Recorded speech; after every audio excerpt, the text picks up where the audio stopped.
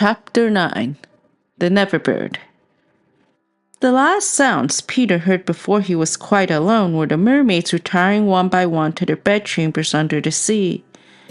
He was too far away to hear their doors shut, but every door in the coral caves where they live rings a tiny bell when it opens or closes, as in all the nicest houses on the mainland, and he heard the bells. Steadily the waters rose till they were nibbling at his feet, and to pass the time until they made their final gulp, he watched the only thing moving on the lagoon. He thought it was a piece of floating paper, perhaps part of the kite, and wondered idly how long it would take to drift ashore.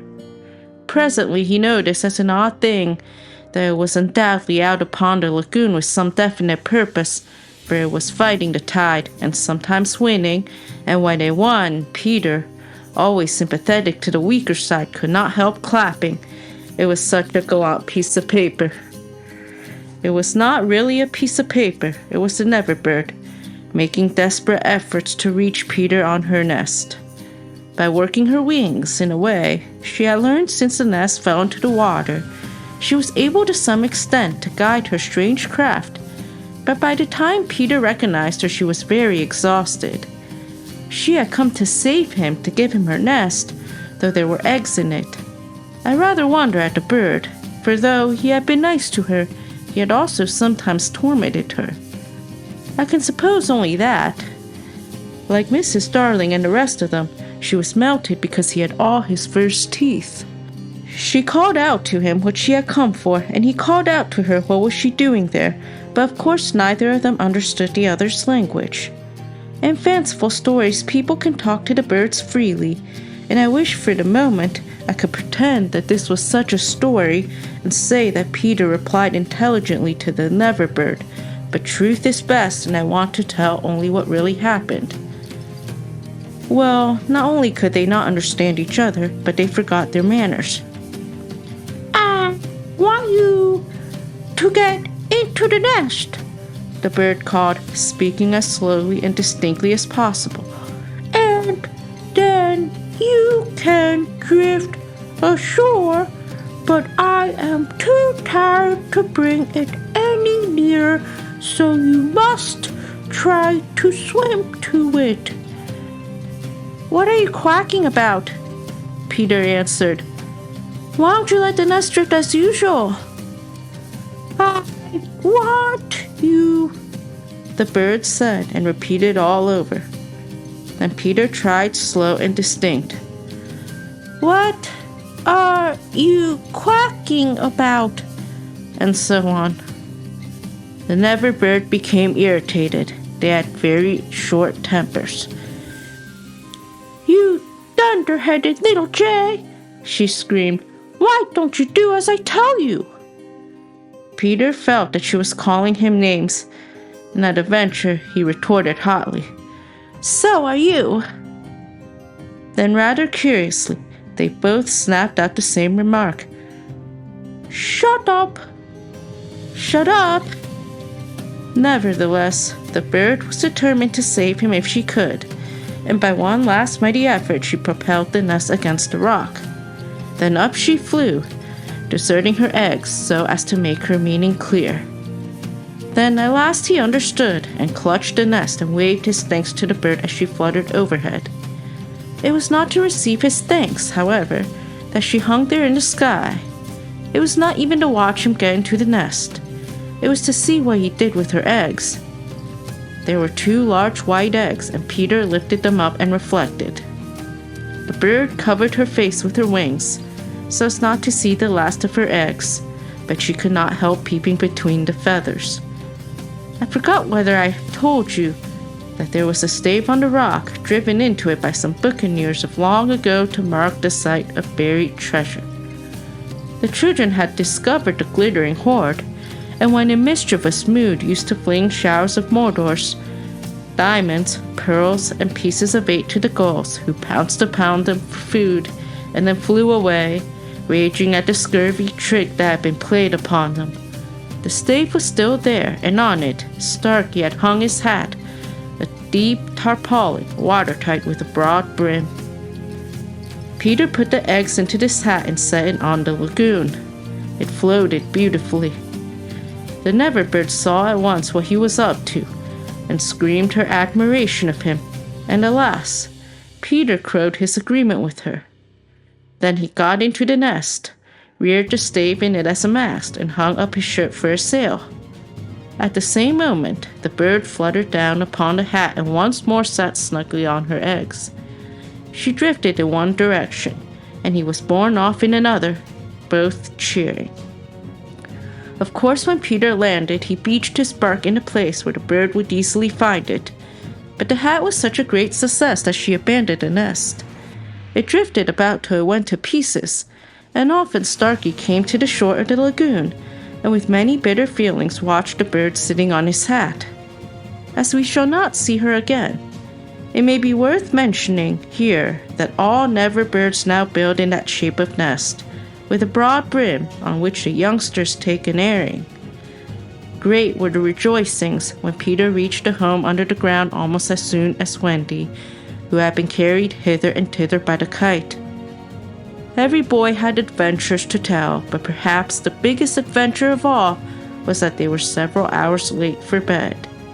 This so inflated them that they did various dodgy things to get staying up still longer, such as demanding bandages, but Wendy, the glorying in having them all home again safe and sound, was scandalized by the lateness of the hour and cried, "To bed! To bed!" in a voice that had to be obeyed. Next day, however, she was awfully tender and gave out bandages to everyone, and they played till bedtime at limping about and carrying their arms in slings. Chapter 10. The Happy Home. One important result of the brush on the lagoon was that it made the Redskins their friends. Peter had saved Tiger Lily from a dreadful fate, and now there was nothing she and her braves would not do for him. All night they sat above, keeping watch over the home under the ground and awaiting the big attack by the pirates, which obviously could not be much longer delayed. Even by day they hung about, smoking the pipe of peace, and looking almost as if they wanted tidbits to eat. They called Peter the Great White Father, prostrating themselves before him, and he liked this tremendously, so that it was not really good for him. "The Great White Father," he would say to them in a very lordly manner, as they groveled at his feet, "is glad to see the Pickaninny warriors protecting his wigwam from the pirates." "Me, Tiger Lily," that lovely creature would reply. "Peter Pan saved me. Me he's very nice friend. Me no let pirates hurt him." She was far too pretty to cringe in this way, but Peter thought it was due, and he would answer condescendingly, "It is good. Peter Pan has spoken." Always when he said, "Peter Pan has spoken," it meant that they must now shut up, and they accepted it humbly in that spirit. But they were by no means so respectful to the other boys, whom they looked upon as just ordinary braves. They said, "How do?" to them and things like that. And what annoyed the boys was that Peter seemed to think this all right. Secretly, Wendy sympathized with them a little, but she was far too loyal a housewife to listen to any complaints against Father. "Father knows best," she always said, whatever her private opinion must be. Her private opinion was that the Redskins should not call her a squaw. We have now reached the evening that was to be known among them as the Night of Nights, because of its adventures and their upshot. The day, as if quietly gathering its forces, had been almost uneventful, and now the Redskins in their blankets were at their posts above, while below the children were having their evening meal, all except Peter, who had gone out to get the time. The way you got the time on the island was to find the crocodile, and then stay near him till the clock struck. This meal happened to be a make-believe tea, and they sat round the board, guzzling in their greed, and really, what with their chatter and recriminations, the noise, as Wendy said, was positively deafening. To be sure, she did not mind noise, but she simply would not have them grabbing things and then excusing themselves by saying that Toodles had pushed her elbow. There was a fixed rule that they must never hit back at meals, but she referred the matter of dispute to Wendy by raising the right arm politely and saying, "I complained of so-and-so." But what usually happened was that they forgot to do this or did it too much. "Silence!" cried Wendy when for the 20th time she had told them that they were not all to speak at once. "Is your calabash empty? Slightly, darling?" "Not quite empty, Mommy," Slightly said after looking into an imaginary mug. "He hasn't even begun to drink his milk," Nibs interposed. This was telling, and Slightly seized his chance. "I complain of Nibs," he cried promptly. John, however, had held up his hand first. "Well, John, may I sit in Peter's chair as he is not here?" "Sit in Father's chair, John?" Wendy was scandalized. "Certainly not." "He's not really our father," John answered. "He didn't even know how a father does till I showed him." This was grumbling. "We complain of John," cried the twins. Toodles held up his hand. He was so much the humblest of them. Indeed, he was the only humble one, that Wendy was specially gentle with him. "I don't suppose," Toodles said differently, "that I could be father." "No, Toodles." Once Toodles began, which was not very often, he had a silly way of going on. "As I can't be father," he said heavily, "I don't suppose, Michael, you will let me be baby?" "No, I won't," Michael rapped out. He was already in his basket. "As I can't be baby," Toodles said, getting heavier and heavier, "do you think I could be a twin?" "No, indeed," replied the twins. "It's awfully difficult to be a twin." "As I can't be anything important," said Toodles, "would any of you like to see me do a trick?" "No," they all replied. Then at last he stopped. "I hadn't really any hope," he said. The hateful telling broke out again. Slightly is coughing on the table. The twins began with Mommy Apples. Curly is taking both tapa rolls and yams. Nibs is speaking with his mouth full. I complain of the twins. I complain of Curly. I complain of Nibs. "Oh dear, cried Wendy. "I'm sure I sometimes think that children are more trouble than they are worth." She told them to clear away and sat down to her work basket, a heavy load of stockings in every neat with a hole in it as usual. "Wendy," remonstrated Michael, "I'm too big for a cradle." "I must have somebody in a cradle," she said almost tartly, "and you are the littlest. A cradle is such a nice homely thing to have about a house." While she sewed, they played around her, such a group of happy faces and dancing limbs lit up by that romantic fire. It had become a very familiar scene, this in a home under the ground, but we are looking on it for the last time. There was a step above, and Wendy, you may be sure, was the first to recognize it. "Children, I hear your father's step. He likes you to meet him at the door." Above, the Redskins crouched before Peter. "March well, braves. I have spoken." And then, as so often before, the gay children dragged him from his tree. As so often before, but never again. He had brought nuts for the boys as well as the correct time for Wendy. "Peter, you just spoil them, you know," Wendy simpered. "Ah, old lady," said Peter, hanging up his gun. "It was me told him mothers are called old lady," Michael whispered to Curly. "I complain of Michael," said Curly instantly. The first twin came to Peter. "Father, we want to dance." "Dance away, my little man," said Peter, who was in high good humor. "But we want you to dance." Peter was really the best dancer among them, but he pretended to be scandalized. "Me, my old bones would rattle. And Mommy too." "What?" cried Wendy. "The mother of such an armful. dance. But on a Saturday night, slightly insulated.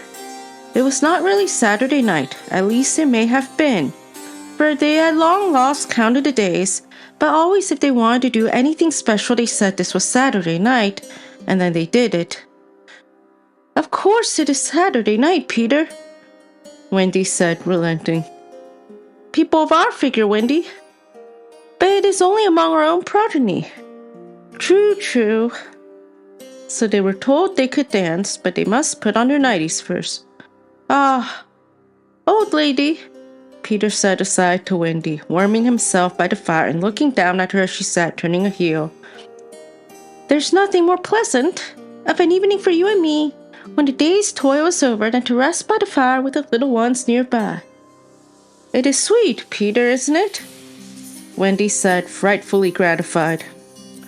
Peter, I think Curly has your nose. Michael takes after you. She went to him and put her hand on his shoulder. Dear Peter, she said, with such a large family, of course, I have now passed my best, but you don't want to change me, do you? No, Wendy. Certainly he did not want to change, but he looked at her uncomfortably, blinking, like one not sure whether he was awake or asleep. Peter, what is it? I was just thinking, he said, a little scared. It is only make-believe, isn't it, that I am their father? Oh, yes, Wendy said primly. You see, he continued apologetically, it would make me seem so old to be their real father. But they are ours, Peter, yours and mine. But not really, Wendy? He asked anxiously. Not if you don't wish it, she replied, and she distinctly heard his sigh of relief. Peter, she asked, trying to speak firmly, what are your exact feelings for me? Those of a devoted son, Wendy. I thought so, she said, and went and sat by herself at the extreme end of the room. You are so queer, he said, frankly puzzled. And Tiger Lily is just the same. There's something she wants to be to me, but she said it is not my mother. No, indeed, it is not, Wendy replied with frightful emphasis. Now we know why she was prejudiced against the Redskins. Then, what is it? It isn't for a lady to tell. Oh, very well, Peter said, a little nettled. Perhaps Tinkerbell will tell me. Oh yes, Tinkerbell will tell you, Wendy retorted scornfully. She's an abandoned little creature. Here Tink, who was in her boudoir, eavesdropping, squeaked out something impudent. She said she glories in being abandoned, Peter interpreted. He had a sudden idea. Perhaps Tink wants to be my mother? You silly ass, cried Tinkerbell in a passion. She had said it so often that Wendy needed no translation. I almost agree with her, Wendy snapped. Fancy Wendy snapping, but she had been much tried, and she little knew what was to happen before the night was out. If she had known, she would not have snapped. None of them knew. Perhaps it was best not to know. Their ignorance gave them one more glad hour, and as it was to be their last hour on the island, let us rejoice that there were 60 glad minutes in it. They sang and danced in their nightgowns. Such a deliciously creepy song it was, in which they pretended to be frightened at their own shadows, little witting that so soon shadows would close in upon them, from whom they would shrink in real fear. So uproariously gay was the dance, and how they buffeted each other on the bed and out of it. It was a pillow fight rather than a dance, and when it was finished, the pillows insisted on one bout more, like partners who knew that they may never meet again. The stories they told before it was time for Wendy's goodnight story. Even Slightly tried to tell a story that night, but the beginning was so fearfully dull that it appalled even himself, and he said gloomily, Yes, it is a dull beginning. I say, let us pretend that it is the end. And then at last they all got into bed for Wendy's story, the story they loved best, the story Peter hated. Usually when she began to tell this story, he left the room or put his hand over his ears, and possibly if he had done either of those things this time, they might all still be on the island.